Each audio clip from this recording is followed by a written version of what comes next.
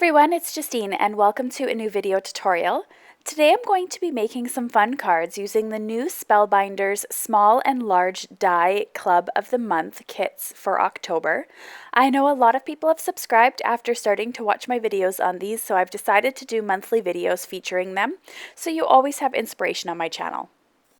Just for a quick reference, the Spellbinders Small Die of the Month membership is $12.50 per month, and the Large Die is $25 per month. You could also get both for a combined amazing value of $30 per month. Not only is there inspiration on my channel, but Spellbinders' website and blog also has a ton of inspiration using these dies. There are 5 dies in this Small Die of the Month membership club. 3 of them come together to form an acorn, and 1 is a wishbone and 1 is a Thanksgiving sentiment. They are all fall or Thanksgiving themed. The wishbone says give thanks in the center. This acorn comes together to say hello fall with the top, or you could just take out the hello fall die for a solid acorn. And there's of course the Thanksgiving sentiment. Now when you're die cutting the hello fall with the acorn around it, it's a good idea to use some purple tape to hold the die in place so it's perfectly centered. I'm going to die cut all of these using some gold shimmer paper from Spellbinders, and I am going to run them through my die cutting machine. This doesn't necessarily mean I'm going to use all of them, I just wanted to see what they all look like, and now you can see all of the dies cut out and how they look like together. Remember, you can of course take out that give thanks and just have a solid die behind it, and you can die cut in another color to have a solid background behind the hello fall if you choose.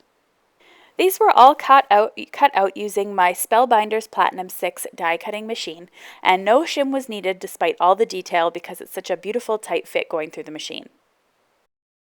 Now I went ahead and I die cut those in gold as I mentioned earlier, and I die cut a background in some dark brown cardstock.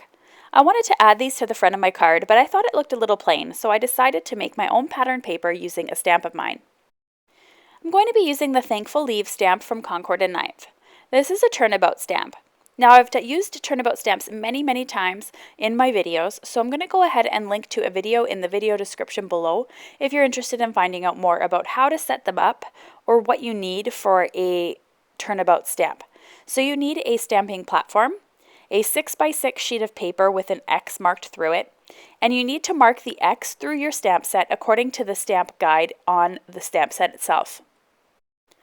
Alright, so now I'm taking a white card panel that measures 4 by 5 1/4 and attaching it using some removable adhesive onto my 6x6 laminated template that I use for all my turnabout stamps. I'm going to be using a few colors: Icing on the Cake, Mandarin Spice, Peppermint Scrub, and Sauna from Catherine Pooler Designs.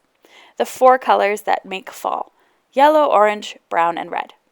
I'm going to go ahead and ink up my stamp as I would any other stamp, and I'm going to stamp it down onto my piece of card panel.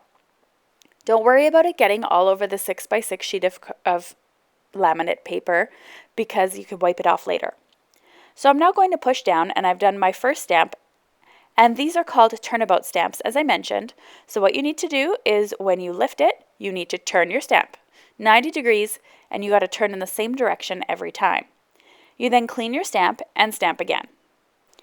So what does a turnabout stamp do? It's essentially a background stamp, but you're able to stamp the background in multiple colors without having to do insane masking.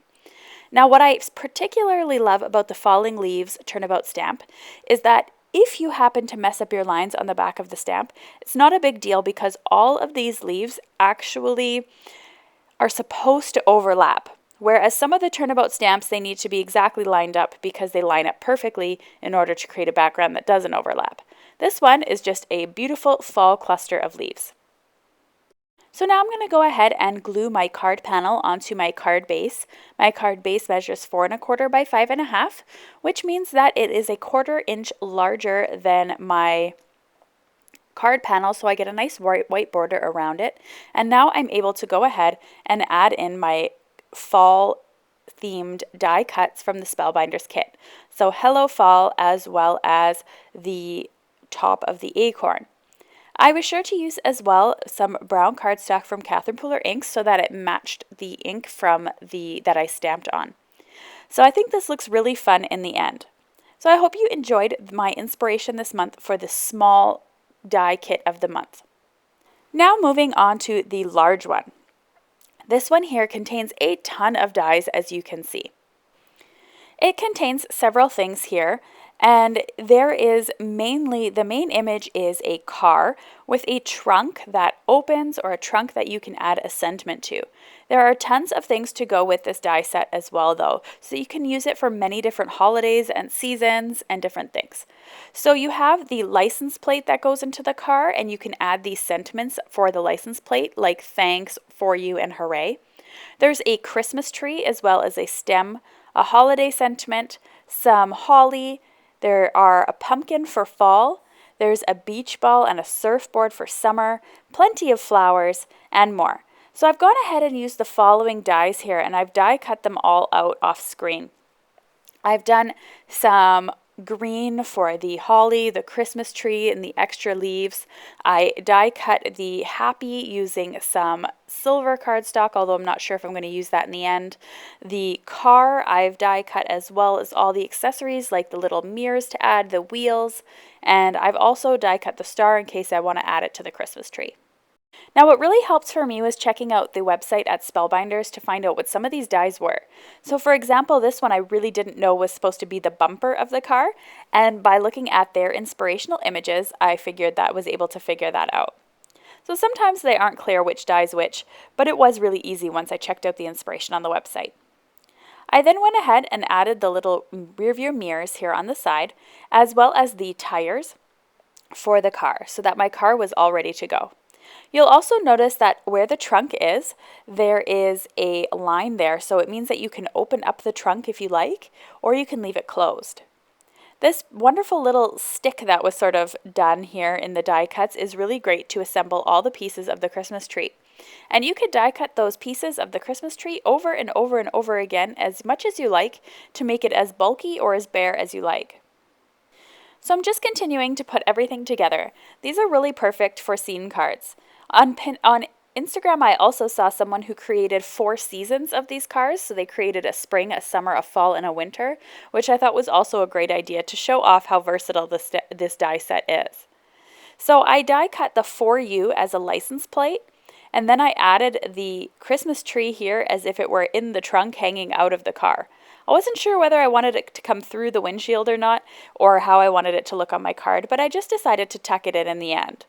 It would also be a great idea to tuck a gift card in the back of the car as well, as the slit is big enough to fit a gift card. I did want to add it to a piece of patterned paper, so I grabbed some winter patterned paper from Create a Smile Stamps. This pattern paper is unfortunately retired, but it is pretty simple pattern paper, so if you wanted to just grab a snowflake stamp or a star stamp and stamp it in some gray, light blue, and red, you could make your own as well if you wanted to create this card exactly like mine. But I do encourage you to check out your pattern paper stash or stamp your own background. It's really a lot of fun.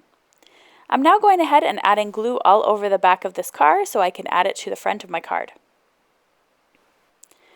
So now you can see that the For You actually opens up if you want it to. Again, you could put a little surprise behind it if you'd like. And I decided to not use any of the other sentiments from the stamp set, but I did decide to grab a couple of these extra little pieces of fur from the fir tree, as I thought it would be funny to have some fall off on the road. Now I decided to glue my card panel originally on some white cardstock, but I decided to change my mind and use some cherry red cardstock from Gina K Designs. And because I wanted just the card to really pop, and I wanted that red to be tied in elsewhere, aside from just the car in the background, I thought it looked a little plain on white cardstock. But don't worry, I set that card base off to the side to use in my next video, so it didn't go to waste. So I hope you enjoyed the inspiration for the large and small die of the month from Spellbinders, and that you'll check out the club programs. You get them at a really fantastic discount, and if there happen to be leftovers, they do go on sale a couple months later in the shop at a far more increased price. So I encourage you to pick them up now. Alright, if you're interested in suggested videos here, I have an extra video for you, or you can hit the subscribe button to subscribe to my channel. Thanks so much for watching, everyone, and have an amazing week. Bye-bye.